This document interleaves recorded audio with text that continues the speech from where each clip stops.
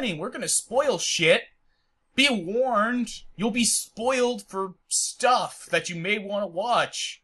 Watch at your own caution, babe. Let's do this. Good evening, ladies and gentlemen, and welcome to the Humcast. My name is Luca, formerly known as Tosu Senshi, and Humcast is basically an anime, manga, and visual novel podcast dedicated to these topics. With me today, I have Wexter. Yo! Heavenly. Hello. Haruhi X Angel. Hey guys. And LeeDoe. Wexter, you ruined it. He did, actually. I can't disagree with that.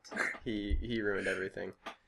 So, basically, in order to start off our podcast today, we're going to be talking about the fall season. Which is actually kind of funny, because I remember way back when, that was one of our first episodes as well.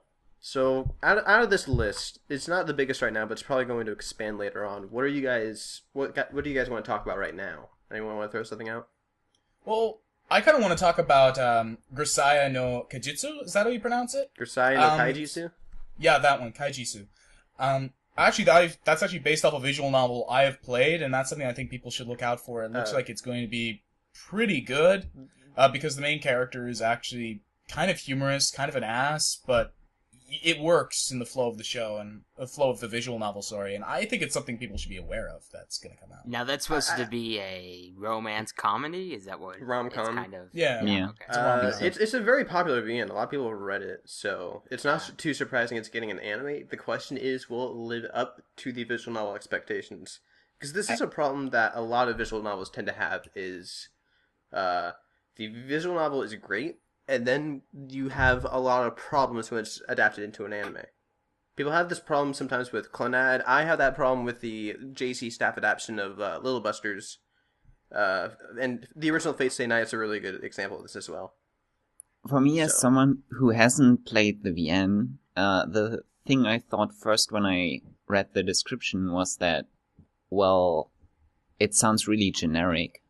Like, there's a school where all these girls are sheltered from the outside world, and now there's a sole male student rolling in, and I just hope that it doesn't pull all these known tropes. Yeah, I can definitely see that. I, without a doubt, agree that it was not on my list of things that I may watch. I know Wexter had recommended that I play the visual novel, so I did take notice of it, but I do agree that it seemed overly generic in the plot. I can actually think of a few other series that may have done the exact same thing. I can understand people's concerns. I had the exact same concerns when I was loading up the visual novel my first time. It was actually a recommendation from somebody from the Simulcast group. But actually, I was pleasantly surprised as soon as I booted it up. The main character was surprisingly enjoyable, and for VNs, that is something to take note of, because a lot of VN main characters are just kind of insert generic guy who doesn't really have a personality. Mainly, it's inserts player as character. They basically make it as generic as possible, so you can basically play your own personality into it. Yeah, I think some of the only exceptions I've found. Cheap. Some of the only exceptions I think I found to that rule were like Tomoya from Clannad. He was fairly his own character. Okay. All key protagonists have their own character, except for Angel Beats, but we're not going to talk about that right now. Oh yeah, but I mean, like, yeah, a lot of visual novels do have the insert generic main character syndrome, so the player can be free to do whatever he wants. Depending on the visual novel, it's not bad. Like, for example, if the visual novel is just fucking hentai, then that's perfect, because you shouldn't need anything more than that, if it's just going to be that. Oh, hold on. Are you suggesting that you are not watching hentais or playing them for the plot? I don't watch or play hentais. Or at least things in a that are hypothetical focused on situation where you may be laying down late at night and playing them, you would not be playing them for the plot. Yes. Well, some visual novels are built as insert hentai here. Yeah, they've kind of got a mix. Like, visual novels, eroges, they kind of blend in with one another a lot of times. They kind of are basically almost the same thing. It's just one is focused on the hentai and one's not. Yeah. Mm-hmm. Grisaya is one of the ones that is not, if I recall. But I'm sure it still has sex scenes in it. Well, most do. It does, but I mean, that's like complaining that 50% of visual novels out there have hentai in it. No, I'm not. It's I'm more not than complaining. 50%. It's more than 50%. What are you talking about? It's like 90%. Yeah, Yeah. it's probably close to 70 to 80% of them out there. Unless they've been ported to a home console, like to a Nintendo, Microsoft, or Sony console, then they have to be censored for ESRB reasons. Yeah.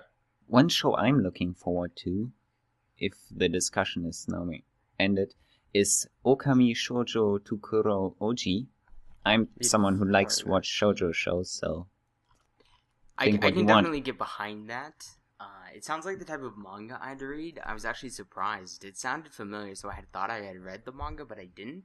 So I may give the anime a try, but I tend to lean away anime shoujos just because they don't really continue through all the way.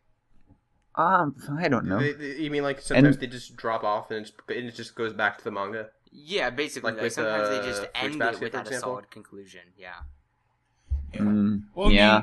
I don't have a lot of experience with shoujos. I think the only one I've really watched was Please Say I Love You, which I actually kind of enjoyed. It wasn't anything too spectacular, but you know what? Something like Ukami might be something I might actually look into, because it does seem like something that could be more than just female pandering. Yeah, the thing that I like about Ukami is that, as far as I can tell from the description, he knows that she wants to, like, there's an agreement that they are boyfriend and girlfriend. And that's one of the main thing in shoujo that really annoy me, is when the male protagonist is, like, really obvious. And currently the most prominent airing shoujo is Gekkan Shoujo.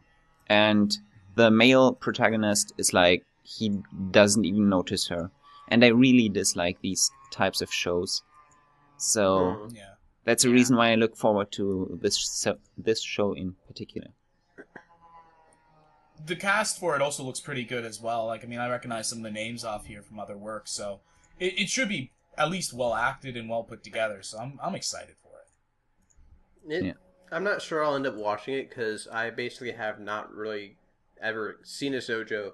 The only the only shoujo I have started experiencing, because David has basically made me, is the Fruits Basket manga, which I'm reading right now, and I'm not too far into it to get my impressions of it. So what you're telling us is that you need to watch some more shoujo.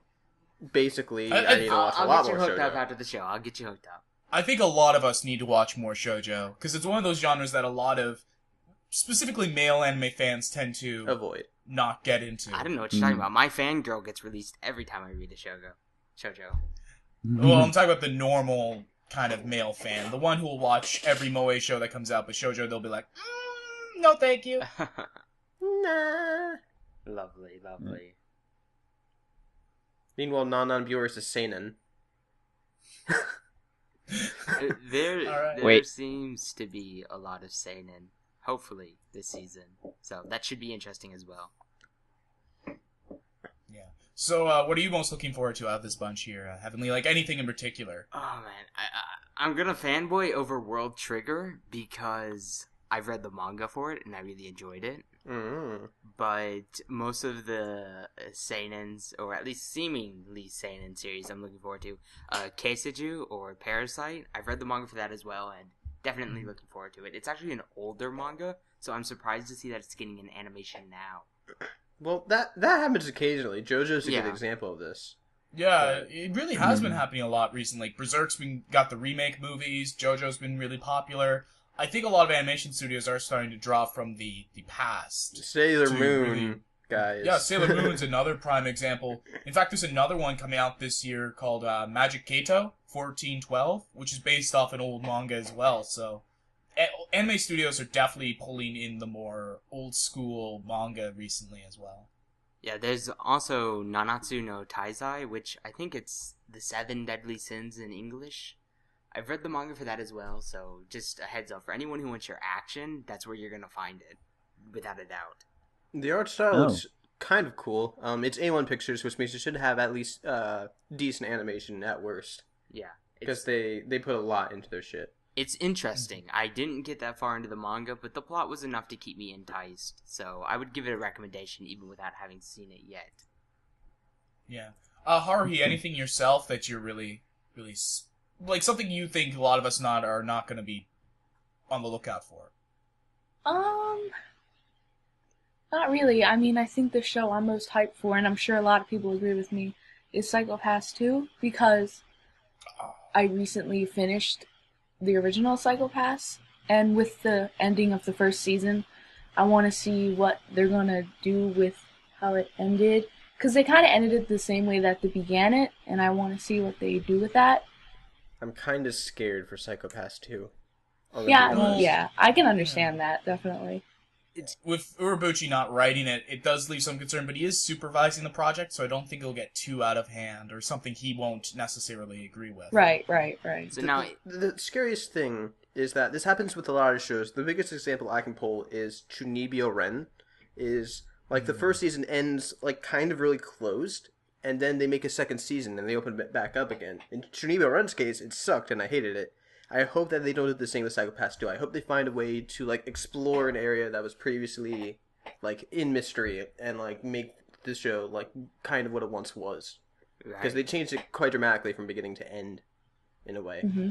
So yeah, I think it'll be interesting to see how Akane judges and spoiler alert, the Sibriel system up ahead.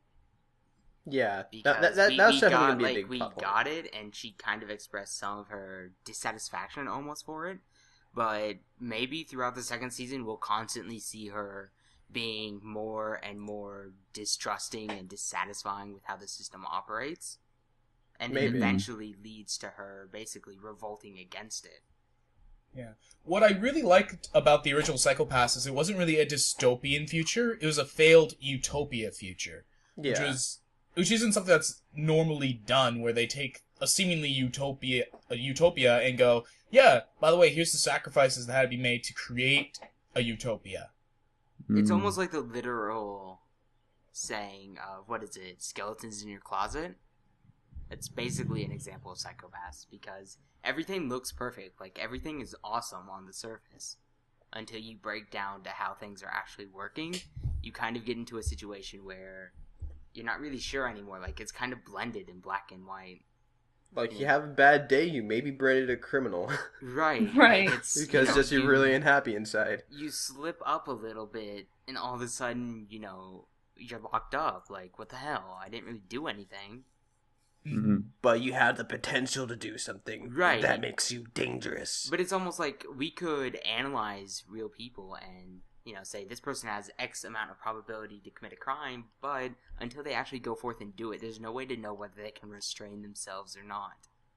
It'd be nice if they were to point out in the second season, like, more flaws with the civil system. Like, we know there's, spoilers, certain individuals who can commit crimes, but their psychopaths remains completely green. Like, they can't get taken in. Right. But, Right. I wonder if there's like more flaws with the civil system that they can find and explore and make it even more dystopian in a way. Yeah, I can almost think of maybe one or two, but I don't know. You're gonna It'll hold be off until interesting. theirs. Yeah. I mean, I'm really excited for Psycho Pass Season 2. It's definitely one I'm really excited for, just because the original Psycho Pass was filled with these literary references. It was a really smart and intelligent show, and you don't really get a lot of that in modern day anime. A show that actually really does use its brain. Yeah. I don't know if I can agree with that, to be honest. In a way, Season 1, there's some kind of smart references. It makes references to like actual literature and whatnot, but I'm not sure it really did anything. It was kind of just there, in my opinion. It just like fleshed out the world more. Not only that, but I feel like they threw it in there to make it seem like the series I wouldn't was really more quite say intelligent. that, because you can gauge a lot about a person based on what they read. And I mean, the fact that, for example, I can't remember his name, was it Shoujo or whatever his name was, read a lot of classic literature. It tells you a lot that he was pining for the older days of society before the civil system. Well, And- you can tell that from before. You can tell that without the books, basically. Is the Yeah, thing. but I mean, the fact that he tossed around a couple of those quotes does show that he's A, obnoxiously intelligent, and B, that his choice of literary works really does show that he's into very old society. But when it comes down to it, he just wants to watch the world burn. Literally. Yeah. But I mean, at the same time, like, as I said, you can learn a lot about a person based on what they read. Like, you'll notice in some scenes in Psychopaths, some characters, you look on their desk, and there's, like, certain magazines and all that stuff, and Psychopaths just kind of took it to the next level. And they're like, this character is going to quote something, because that is their job. Their job is really the study of the human mind, so it wouldn't be uncommon for them to not use, like, a book or literary reference in their day-to-day lives. Right, but that, and I know we're treading on to Psychopaths discussion, but that was actually banned, I believe, because, who is the main character? The male? Can't remember his name. Kogami? Kogami, yeah. He had taken classes and instructions on understanding, like, human psychology, and it only added to the clouding of his psychopaths, which is why they didn't advise teaching it to anyone anymore. They just you think like a criminal, you become a criminal, right? Is what they thought. Yeah, basically, like that's how it worked. You know, it's effective. Yeah, but it also showed the futility of being like the guy who breaks down these criminals, because eventually, to understand the mind of a criminal, to take out a criminal, it does ultimately make you have to think like one. Yeah, definitely. It's an old school cop mentality. And that just shows one of the flaws with the civil system, and I think it just adds more to the show's overall quality. The question is, does Psychopaths season 2 use those kind of things to either make it seem like the first season if they're used properly, like in the first season, or if it's ultimately just going to throw it in there because it's just like, oh, they used literary references in the first season, we're going to need to use them in season 2. There's probably two ways Psychopaths can go. One, it finds a way to kind of be back into like the feel season 1 has, or two, it's going to go a completely different direction, explore completely different aspects in the first season. It'll be in a way, I would almost prefer the latter option, because with how close the first season was, going and exploring completely different aspects would help open it back up again, while reusing the same characters and whatnot. While if it's kind of the same thing as season 1, I'm not sure it'd be as good. Yeah, because it's already been done.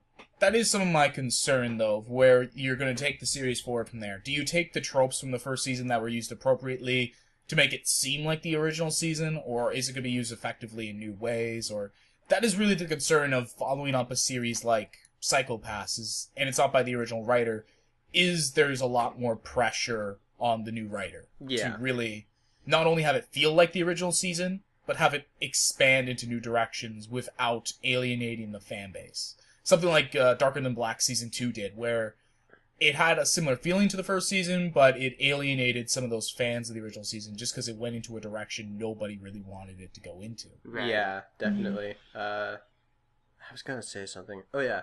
One thing I kind of hope doesn't happen is, if you saw Psychopaths on Hulu or something, where they kind of just use the direct airings, like not the Blu-ray version, you notice that Production IG procrastinated hardcore with the animation to Psychopaths. Like, when they switch over to the second opening, like, for the first, 4 or 5 episodes, the second opening looks terrible, because it wasn't finished yet. And it was awful. Yeah. And I hope that they have had more preparation with Psychopaths 2, so that it just doesn't look unfinished in terms of animation, and they don't fix it for the Blu-rays. For sure, and I think that's something that Production IG will take into account and try to make Season 2 look better than Season 1, because they not only did they release the re-edits, which are basically the Blu-ray versions re-edited to hour-long series, but they're also putting a lot of publicity around Psychopaths 2. They're making, movie as well. Oh, yeah, So it's really going to be interesting to see where it kind of goes. Is Psychopaths going to be their next Ghost in the Shell, their next big moneymaker? I think that's really what Production IG is kind of betting on. Because I'm not going to say the new Ghost in the Shell is bad, because, I haven't seen it yet. I can't make a firm judgment on it. But they definitely milked that franchise as much as they can really milk it. Well, aren't they releasing something more to Psychopath, or not Psychopaths? They're still doing they're still doing Ghost in the Shell at Rise. I think these had a 3rd and 4th movie coming. I'm not certain about that. I think they're still doing a Rise though. That may have been it then. Yeah, so I don't think there's really much more areas they can really go with. So Production IG really does need its post-apocalyptic utopia kind of series where they can go after gets, kind of attract a similar fan base. Yeah, Production IG and like sci-fi stuff in general kind of goes hand in hand. So it definitely fits well if they're able to use Psycho-Pass to their advantage. It's just, can they pull it off? Yeah. A lot's riding on I think it. that is the big question. And actually, speaking of other production studios going on to a big gamble this year, Sunrise is actually releasing not one but two Gundam series: Gundam Build Fighters Try and Gundam G no Rekengesta. Well, Rekengesta are you yeah. excited? I am excited. I've never seen Build Fighters, so I'll probably not check out Build Fighters Try. But basically, G-Reco is going to be very interesting because it takes place after Victory Gundam in the UC timeline, but it also takes place before Turn A Gundam. So it's going to be interesting to see how the series kind of bridges the two extremes. So I'm really, really, really excited. Also, it's got the original director back behind the helm, so it's going to be really, really, really cool. Now, as I said, my only real concern with the two Gundam series kind of going head-to-head is that you're kind of cannibalizing some of your fan base here. Well, the thing is, Fighters Try, just looking at the art style, I'm not going to make too big of assumptions, but Fighters Try kind of looks more shonen or more kids-based in terms of just direct art style. I'm not even talking about, like, what's actual content in it, but maybe that's how they're doing it. Like, have one that's, like, less dark, like, for, like, kids who like robots that can get into it, and, like, then we'll eventually watch the other Gundams as a good, like, entry point for the younger franchise, like, younger people. And then have this other Gundam for the people who have already been invested into it and know what they're getting into. Yeah, and I mean, I'll definitely be watching Reco G and see if it is safe for newbies to kind of just jump into and kind of watch on their own and have fun with it. But I mean, I really am kind of concerned about that, because Gundam's big money makers is, of course, the UC timeline, which G-Reco is. It's a UC show, whether some fans like that or not. But I mean, it is also big on model sales. And Build Fighters Try does feel like a gigantic model commercial. It does. And the question is, will it cannibalize the audience and the funds and the money-making end of the Gundam? Will G-Reco be able to kind of make back some of its lofty goals of pleasing old-time fans and new fans? I don't know. It's going to be very interesting to see where it goes from there. It's a Gundam series. I can't say that I'm going to watch it, to be honest. I'm probably not going to watch it either, because I'm just not a mecha fan, but I can definitely see several people that are hardcore Gundam fans like Wexter trying it out, at the very least. Yeah, in my case, I've seen plenty of mecha and enough Gundam. Enough. I can't say that I particularly love the Gundam series. The only one I can think that I really liked was Gundam 00.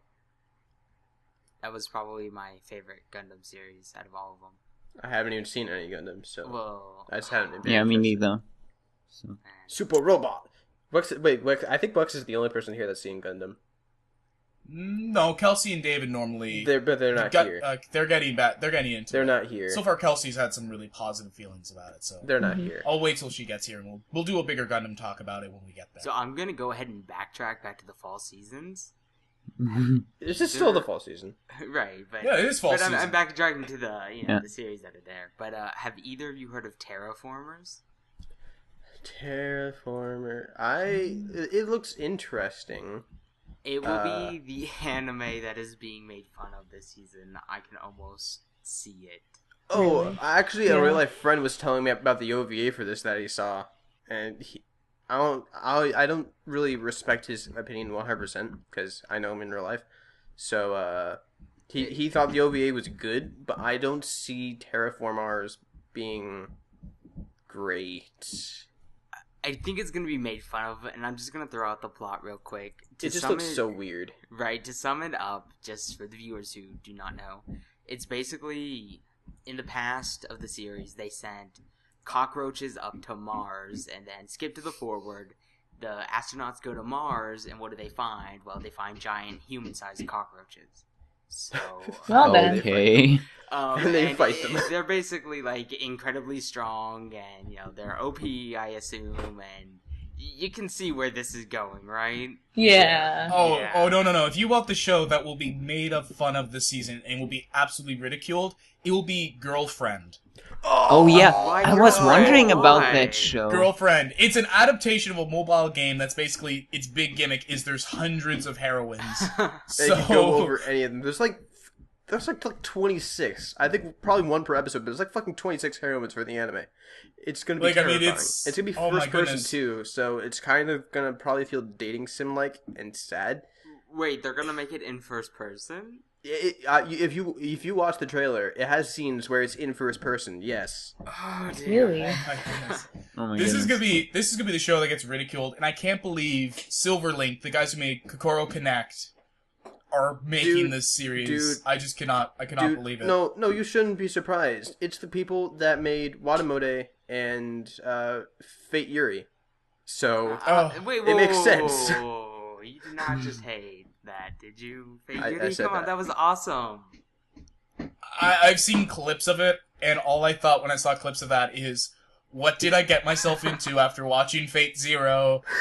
I have just opened up a can of worms on which Listen, I will that eat. is a must-watch series for anyone. No. No. No, I'm looking at that and I'm just like, I can never take Fate as seriously as I did when watching Fate Zero ever again after watching At least the that good thing is lesbian it's an makeout alternate between universe, two so it underage doesn't girls. fuck with my Nasuverse. That's just the only thing I'm grateful for. If it was actual Nasuverse, I would lose faith in Type Moon. Listen, Yeah. it's okay. It's a great series. Yuri everywhere. Just watch it. Just watch it. Shh. I may as Underage well Yuri, just stop guys. the trick. Just watch it. Just watch it. But I mean, Girlfriend's gonna be the show that gets absolutely ridiculed and probably dropped within the first couple episodes by a lot of people who actually decide to watch. I'm probably going to watch it just to see how sad it is. I can see Oh, it, man. but I'm gonna put my money on Terraformars just because because it's kind of actiony. Terraformers is going to be the pupa of the season. Right, that's what I'm saying. It's gonna be that series. Like everyone, I imagine that's gonna be Oh, the yeah. one that people will be bitching about on the forums or complaining about or making gifs of, that kind of thing. Mm-hmm. Yeah, like I mean, you're gonna get that. Also, another one which may either turn out to be really good or really bad will probably be Cross Ange, whatever the fuck that's called. The other Sunrise show of the season, the other mecha. Right. Sunrise is doing a lot this I season. almost want to watch it, but it's mecha, so I'm not sure that I'll be able to. I don't know. It doesn't I don't look. know, It's looks- not like Gundam Mecha though. It doesn't look like it's gonna. Right. It's I just think gonna I'll have have to- robots in it. I It's think not you gonna be about the robots. Yeah, I think I'm gonna have to Like- give it a few few episodes, and then just see where I'll it goes. wait a couple of Right. weeks. If it's still getting talked about, I may get into it. Maybe. I said that about Nozaki-kun too, and I'm not into that yet. I haven't saw it yet, so. Mm-hmm. Exactly. Like I mean, this show looks so ridiculous that I want to see if it's either absolutely horrid or somehow good. Or at least No, decent. Right. It just may turn right. into be like it may just be like the god tier series of this Yeah. season. Like we're It just may never just gonna see it sneak coming. up. It's just gonna like slap us out of nowhere. Yeah. Yeah, it's gonna be the Steins Gate of the year where it just slaps people across the head when they're like, "Holy, that was awesome!" It's just gonna have a bunch of just mindceptions. Oh yeah, for sure. I could totally see that this show's gonna be the one that does Like- it. Yeah. And another anime that looks like it can basically go out of the way, can sneak up and be great, or just suck and be disappointing, would be actually Amagi Brilliant Park, Oh yeah. which is KyoAni's new show. Oh. It looks interesting, but I'm also scared because it's had the harem tag of basically everything I've read it about. It's basically harem, and KyoAni's never done harem. I So- just shy away from the harem tag in general. I try to at least. Well, KyoAni always looks at least decent in terms of animation, so if anything, it'll be nice, good-looking moe. Or If there's one thing Kyoto Annie knows how to do, it's to make a show look good. Yeah. Some nice That eye is- candy we can expect at Yeah. least. You may Yeah, just have to and- mute your mic, or not your mic, your audio. Yeah. Well, I mean, I'm kind of looking at that. I'm like, that'd be a show I might not watch when it's airing. I might just wait till it's finished. see what Before the I general actually sit down populace and thinks watch of it it. and whatnot. Yeah, I just kind of see, because I mean, it can really go one of two ways. It can either be that one of those really good Kyoto Annie shows where people are like, oh wow, you gotta see Amagi Brilliant Park, or they're gonna be like, it was okay. It's your Kyoto Annie show. Or they could just go with. Hopefully, it just doesn't have a bad ending, or it'll still go into the Kyokai no Kanata area. Right. Where people are like, it's okay, but the ending sucks. I'm not expecting much. I from might it. even. I just looked a bit into it just now. I might even consider watching it airing, because KyoAni, has good animation, and I watch harem. I don't really care, but the description sounds so like something different. Yeah, it looks pretty different. I can't say I've heard good things about the manga because I actually haven't looked too into it. But I haven't. It's a light novel heard adaptation. anything light novel either. But I haven't heard anything saying it's horrible either. I haven't really heard any opinions on it, so it could go anyway, basically. Well, I mean, the good thing about Kyoto Annie is they do have a really good track record when it comes to adaptations. Yeah. I think They this know is how to their pick first which not suits them. original anime in a while. Yeah. Since Definitely Chunibyo. feels like that. I think this is the first. Yeah, I think it is the first one since maybe Chunibyo. yeah, it's like the first non-KyoAni published. And thing. probably. Yeah, no, actually, I think they also published Chunibyo. I think No, this is the KyoAni first definitely one published Chunibyo. That was since- their first, and then they went on a streak with it. Wow, when was the last show that Kyoto Annie did not own the rights to that they've actually done the animation for? Was it The Disappearance? I think it was that one KyoAni show nobody has seen, either Hyoka or God, that one show about like the onigiri or whatever.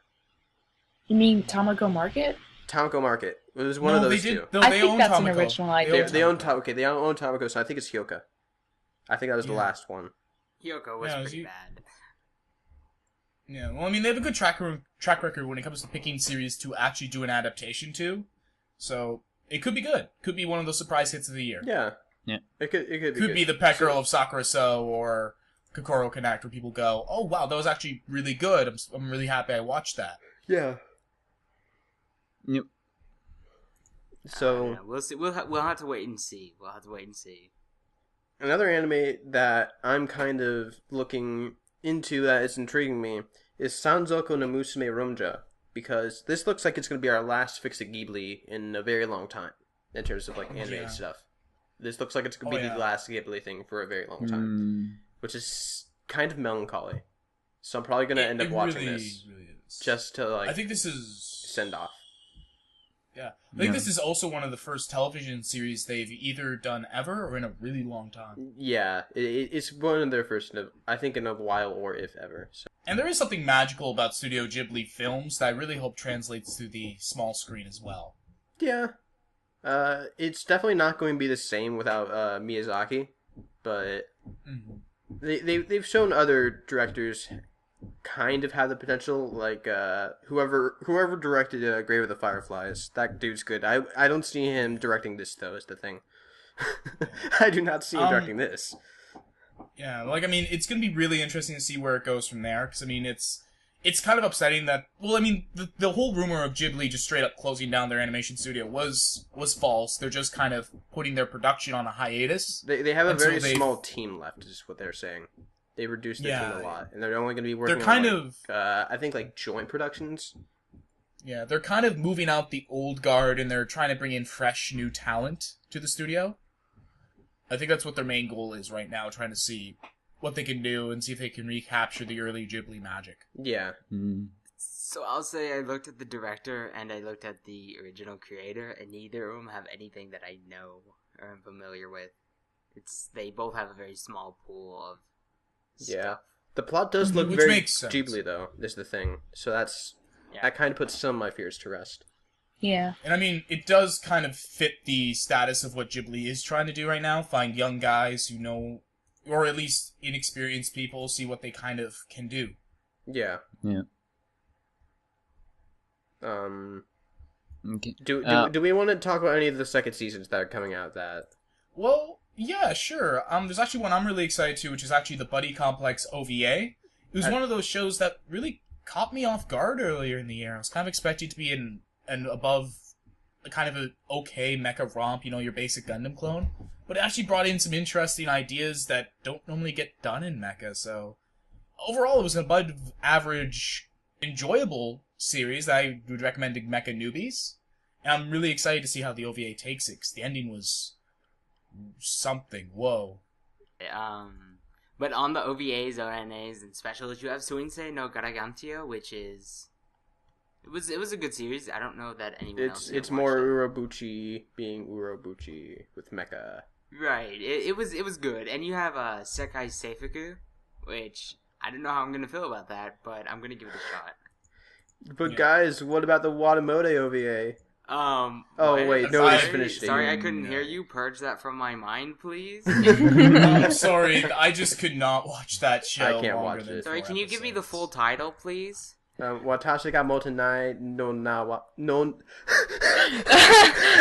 Luke, are you sure you can do it? Motenai no wa do kangae temo omare ga warui. Oh. And those few Japanese fans that actually would watch our show have now just gone, They pretty oh, much wow, just he's stabbed just their butchered eyes that out, title. but... They're like, oh, that's such a horrible pronunciation. So, Oh, damn. you mentioned... It's a tongue twister. I'm not even going to attempt that. I'm just going to call it that Watamote VA. So you mentioned second seasons. You have Hitsugo no Chaika, the second season, and Log Horizon. Log Horizon's gonna be a big, high-profile one for a lot of people. Yeah, we'll see. Based on spoilers I've read, it sounds like it's gonna be good. Hitsugo no Chaika, I never finished the first season, so... I know it just has a massive meme, Chaika face. Yeah, that's all I know Chaika about face, it, yeah. basically. Yeah. But to be honest, Well- I didn't find the first series that great, so... I mean, here's the thing about Log Horizon is it really is the anti-SAO. Yeah. For people who don't like SAO, they watch Log Horizon. But they're just completely different. Like, they have the same base, but they have a totally different execution. Yeah, they focus Yeah. on different things. Yeah. Yeah, so I mean, Season 2 is probably definitely going to get a lot of comparisons to SAO Season 2, because that's what's going to happen. You know it's going to happen. But Yeah. it's stupid that it's gonna happen, but yeah, it will, because they're, like, I don't consider them relatable. Like, they have the same base, but, like, the way they do everything is different. It's completely different. So it's like, to me, they're not even relatable. I don't even consider them in the same genre, basically. Yeah. Just, yeah. They're just Other- too different. Other second seasons, Mushishi Zokusho second season, which is just more Mushishi. You like Mushishi, you're gonna watch Zokusho too, because you probably already seen I Zokusho will 1. finish Mushishi someday. I'll start Any- Mushishi someday. Yeah. Has anyone seen Big Sauce? The first I've season? seen the first episode. I've heard it's actually pretty good. I've seen a bit of the first season, so I can't really talk much about it. But Yeah. Oh, Wixos, I've heard slightly negative reactions about. Really? So I'm not entirely sure. But I'm not Come familiar on. with that one.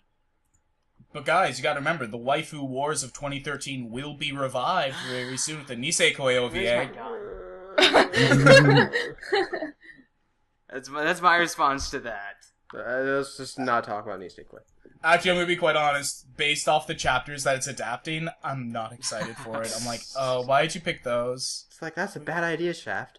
So not It's like Shaft, not a wow. second season necessarily, but maybe a... Oh, you know it's gonna get a second season. The show was ridiculously popular. The manga's still ridiculously popular. Shaft is the masters at milking multiple seasons out of shows. It's gonna get one. yeah. Let's see, what are they still milking right now? They're still milking Monogatari, because there's still a lot they can do with it. Kizo Monogatari, please. Where? Please, Where? please. Looking, Yeah, please. searching, Let's see. where? Monogatari. I'm calling it. I'm calling it. It's gonna air. It's gonna come to theaters after they're done in season 3. They're gonna make it go full circle. No, please. That would be so... It's been like they've had it here for It's been dangling it in teased front of for us for how years. long, right? Yeah. It's been like teased since the end of like what? Nisei Monogatari? Yeah. Yeah, because that's when they were originally following the novel's release order. But no, It would be awesome if they just gave it to me so I can just watch, like, chop, chop, chop and have fun.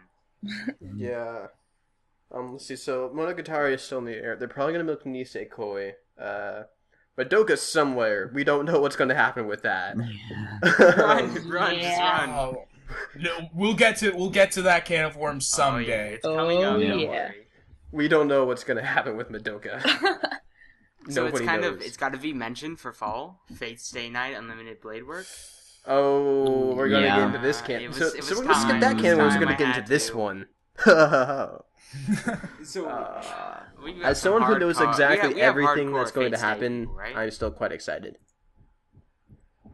Like, I mean, I'm excited because I finally sat down and watched Fate Zero. I mean, Luke, we were saying this a while ago, that I will watch Fate Zero when Fate Stay Night 2014 gets closer to its release, and I finally sat down and watched it. Well, that, and And- I watched what Valorant does in exchange, but anyways. Oh yeah, for sure. Hey, man, it's a fair trade. You enjoy some fun, lighthearted show, and I enjoyed a dark, very depressing show. Mature. Is a So good way we'll to both describe it. we both get very different experiences out of this deal. Yes. But I mean, at the same time, I really enjoyed Fate Zero. There were a lot of things I liked about it, and I still had a number of questions left over to go into Fate Stay Night with, which Yeah. hopefully they do get answered. If not, I'm gonna have to sit down and play that visual novel. You don't.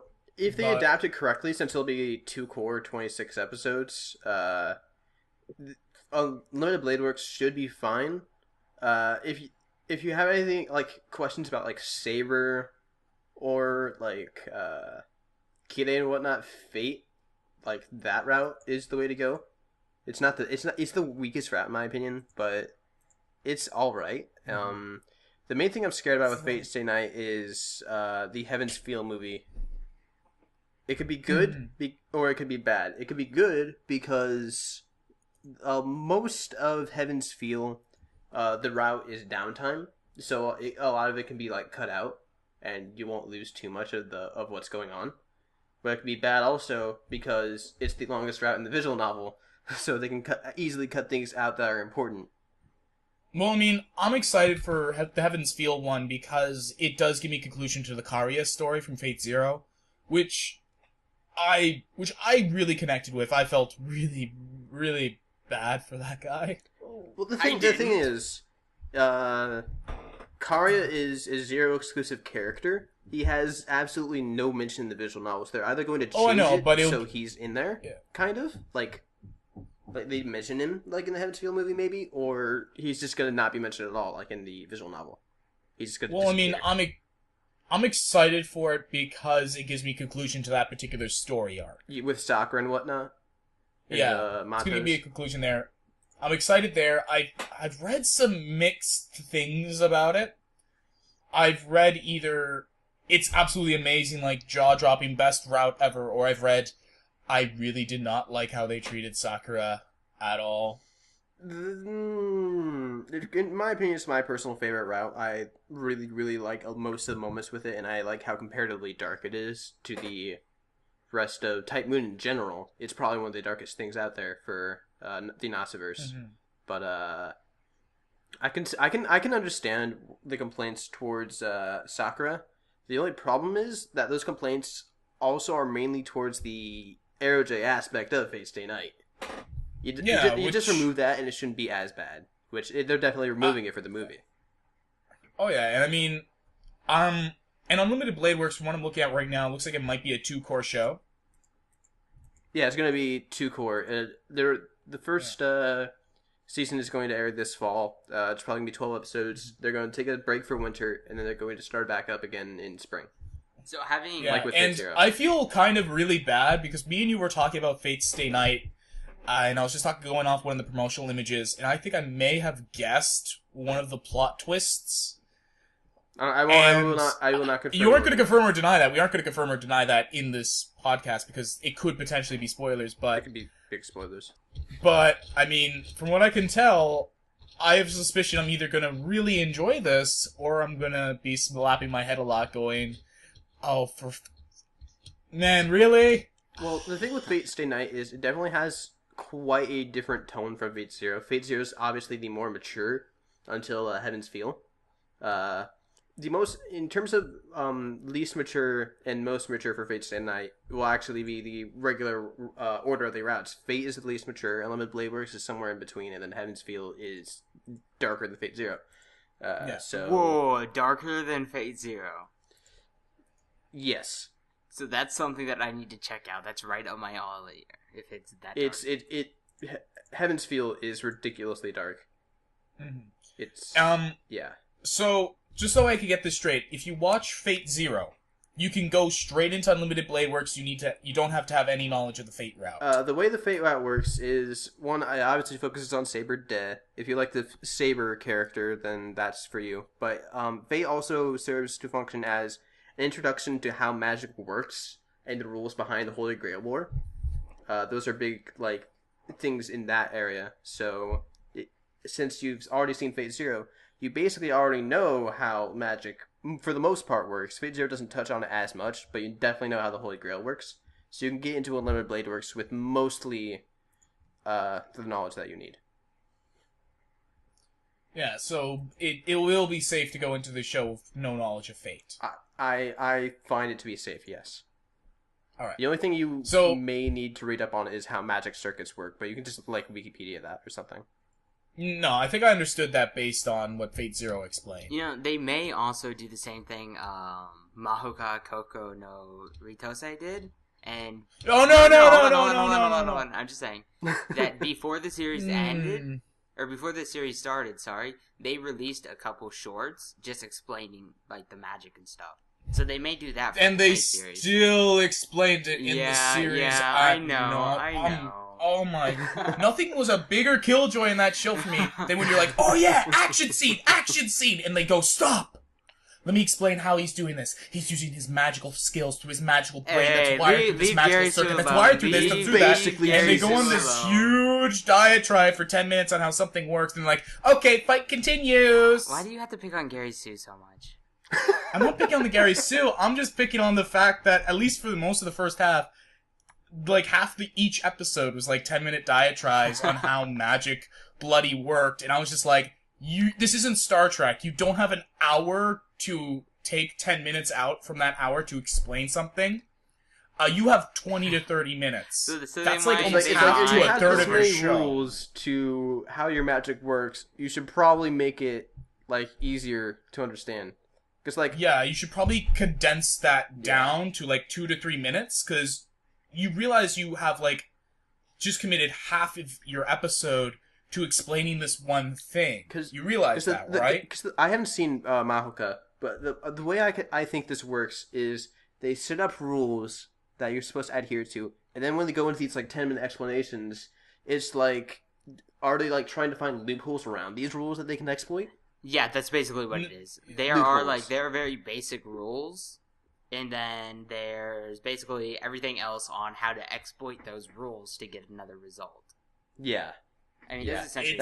That's basically how it works. And that's never good in my opinion.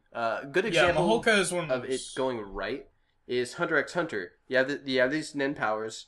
They explain it in one arc.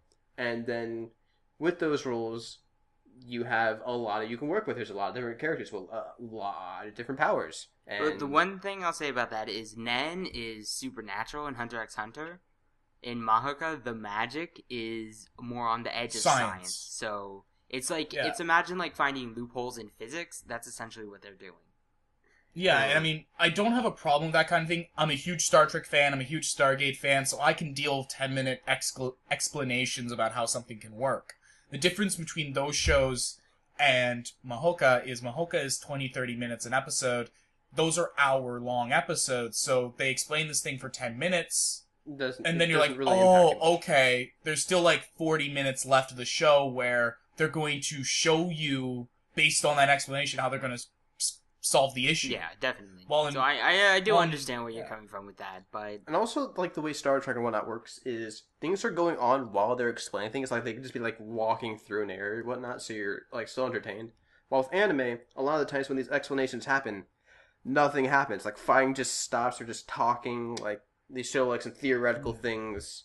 Yeah, well, they kind of, show, visual examples. Yeah, visual examples and whatnot. So it's just they're I'm getting lectured on magic again. But it's interesting. And I mean, it's interesting. They stopped doing that in the second arc. They kind of slowed down on that, but it still pops up every now and again. And you're just like, oh, please stop.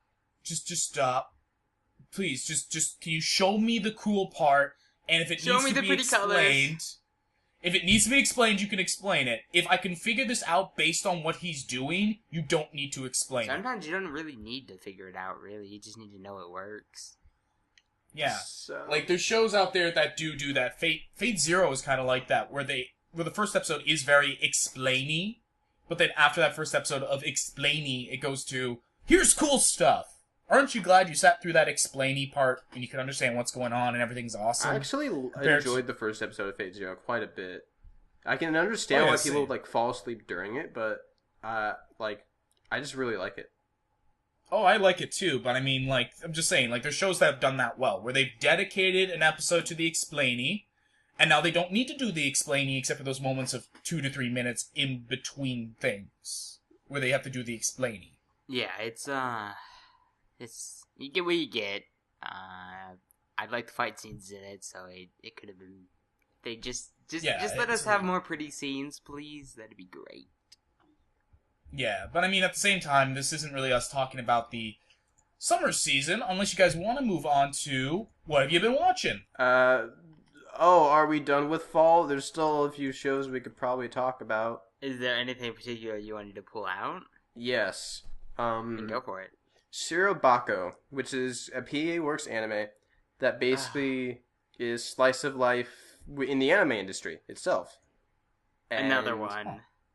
I think... I think it could mind watching that. I'm probably gonna watch it because it's gonna be slice of life moe and whatnot. That's just fine. I can get my moe fix. But the fact that it occurs in the anime industry, there's been a few shows that aren't really that big that have been doing this, but it gives really good room to like do a lot of really good social commentary on the anime industry and how it's like to work in it.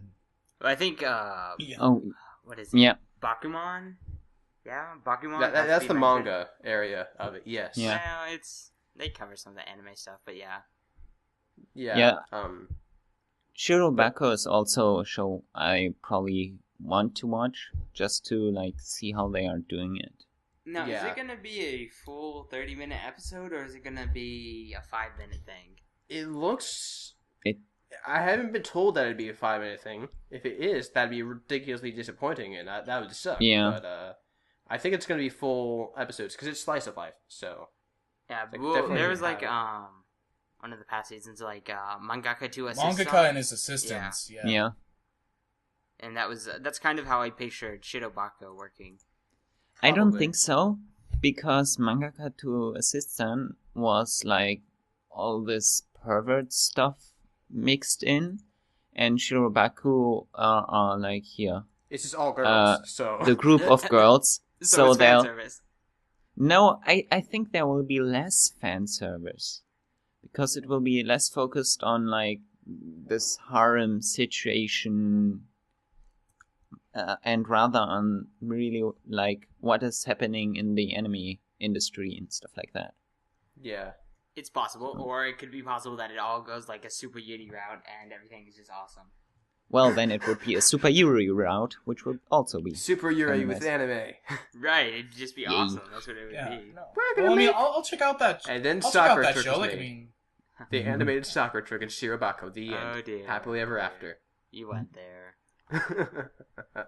yeah, no, but I mean, I'll check out the show because I watched Bakuman and I very enjoyed Bakuman. If it's kind of like that, more than Mangaka and his assistants, then yeah, I'll probably very much so dig the Yeah, show. the same. If it's Yeah. in that case, yes, then I will also watch it. Something else, like probably the last thing that's probably noteworthy that we can talk about is Trigger's next anime, Injo Battle wa Ninjo Kei no Nakade. Yeah, looks- I was surprised why no one was talking about it. I mean, it's Trigger, so everyone Yeah. should be like, oh my goodness, it's Trigger. In a way, I don't know. It looks like Mahoka in a way.